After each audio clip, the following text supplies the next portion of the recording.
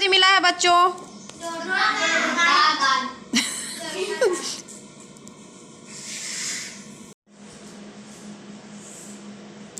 Hello guys, तो मैं आज आई हूँ स्कूल और बच्चे लोग को पढ़ाऊंगी। अभी इन लोगों को पढ़ाऊंगी। क्या पढ़ना है? हिंदी। कबूतर और मधुमक्खी की कहानी।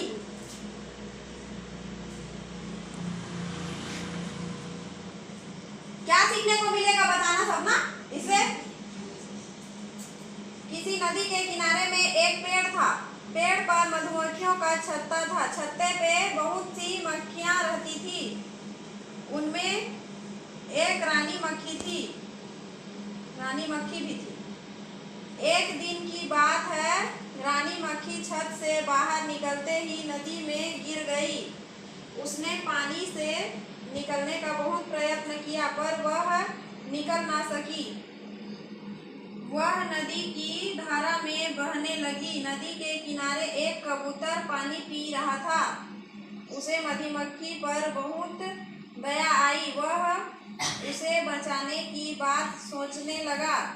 अचानक उसे एक उपाय सूझा। वह तेजी से उड़कर पेड़ के नीचे पहुंच गया। पेड़ के नीचे एक सूखा पत्ता लेकर उसने अपनी चोंच में दबाया और नदी किनारे किनारे उड़ने लगा। थोड़ी ही देर पर उसे रानी मक्खी दिखाई दी। उसने पत्ता मधुमक्खी के बिल्कुल आगे डाल दिया। मधुमक्खी पत्ते पर चढ़ गई। पत्ता धीरे धीरे किनारे से लग गया। रानी मधुमक्खी डूबने से बच गई। कबूतर का ध्यान पत्ते पर नहीं था। उसने देखा कि मधुमक्खी तो बिल्कुल हिलती डुलती नहीं। वह चोंच में पत्ते दबाकर पेड़ के नीचे आ गया। कुछ देर तक वह इस बात की प्रतीक्षा करता रहा कि मधुमक्खी हिलती डुलती है या नहीं। मधुमक्खी अब कुछ हिलने लगी। वह धीरे धीरे पत्ते पर चढ़ने भी लगी। उसने कबूतर क्या सीखने को मिलेगा मेरे को बताना इसको, ठीक है?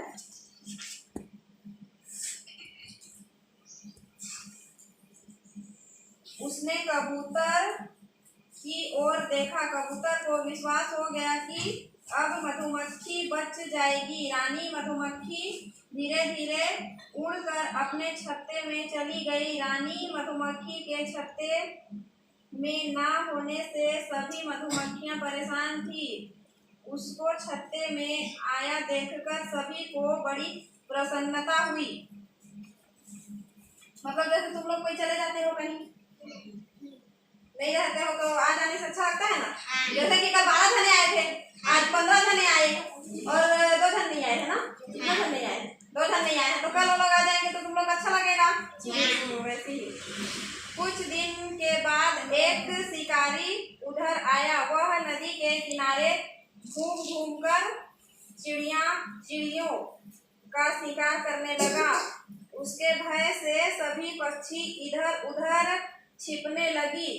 जिस कबूतर ने रानी मधुमक्खी को बचाया था वह भी उड़ता हुआ उसी पेड़ के पास आया।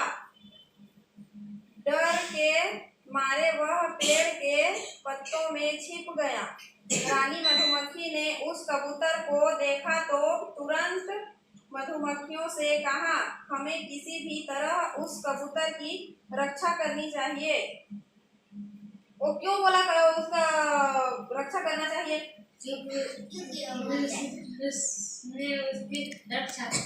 हाँ, उसने वो मधुमक्खी की रक्षा की थी वो मरते टाइम, इसीलिए वो भी सोचा कि इसकी हम लोग रक्षा करते हैं। रानी मधुमक्खी की बात सुनते ही कई मधुमक्खियां छत्ते से निकल पड़ी। उधर शिकारी के कबूतर को देख लिया था। वह उसकी ओर निशाना साध ही रहा था कि मधुमक्खियां तेजी से उसकी ओर झपटी।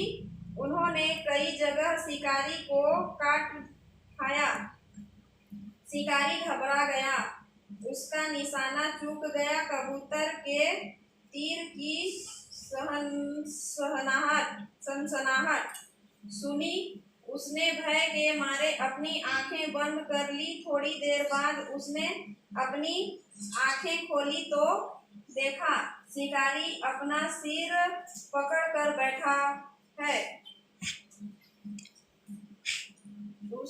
उसे कुछ मधुमक्खियां उड़ती हुई पेड़ की ओर आती दिखाई दी। कबूतर सब कुछ समझ गया। उसने मधुमक्खियों की ओर देखा और मन ही मन उनको धन्यवाद दिया। क्यों धन्यवाद दिया बताओ? हाँ, क्योंकि वो मधुमक्खियां उसकी जान बचाई थी और वो उसका जान बचाया था। तो इस कहानी से हम लोग को क्या सीखने को मिला? जोर से बोलो। मुसीबत में एक दूसरे की सहायता करना हमारा धर्म है। पशु पक्षी भी कभी कभी यह धर्म निभाते हैं। यह कहानी हमें सिखाती है कि हम भी मुसीबत में फंसे अपने साथियों की सहायता करें। करोगे ना? कोई फंसे रहेगा तो छोड़ के भाग जाओगे? नहीं भागोगे ना? ठीक है, चलो।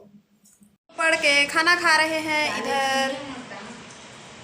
देखो बच्चे लोग को।